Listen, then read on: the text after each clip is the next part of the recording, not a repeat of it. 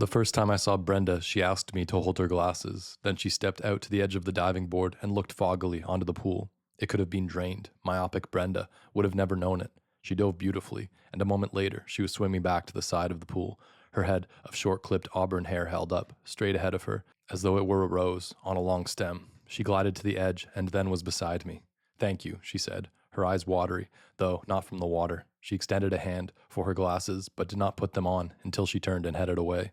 I watched her move off. Her hand suddenly appeared behind her.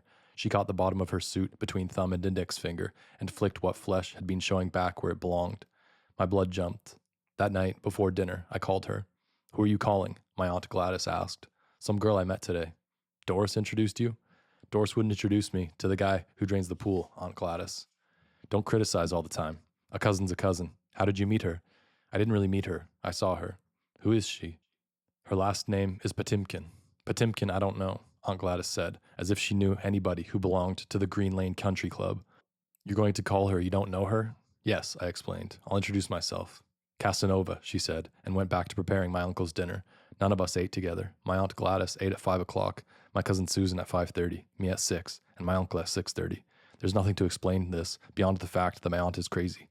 "Where's the suburban phone book?" I asked, after pulling out all the books tucked under the telephone table. "What?" "The suburban phone book. I want to call Short Hills." "That skinny book?" "What? I gotta clutter my house with that? I never use it." "Where is it?" "Under the dresser, where the leg came off." "For God's sake," I said. "Call information better. You'll go yanking around there. You'll mess up my drawers. Don't bother me. You see, your uncle will be home soon. I haven't even fed you yet. Aunt Gladys, suppose tonight we all eat together. It's hot. It'll be easier for you."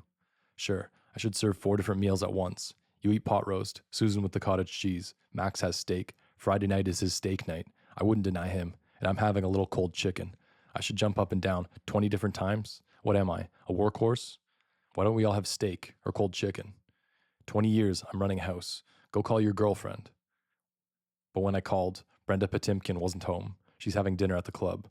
A woman's voice told me. "Will she be home after?" My voice was 2 octaves higher than a choir boy's. "I don't know," the voice said. "She may go driving golf balls." "Who is this?" I mumbled some words. "Nobody she wouldn't know. I'll call back. No message. Thank you. Sorry to bother." I hung up somewhere along in there. Then my aunt called me, and I steeled myself for dinner. She pushed the black whirring fan up to high, and that way it managed to stir the cord that hung from the kitchen light. "What kind of soda you want?" I got ginger ale, plain seltzer, black raspberry, and a bottle cream soda I could open up.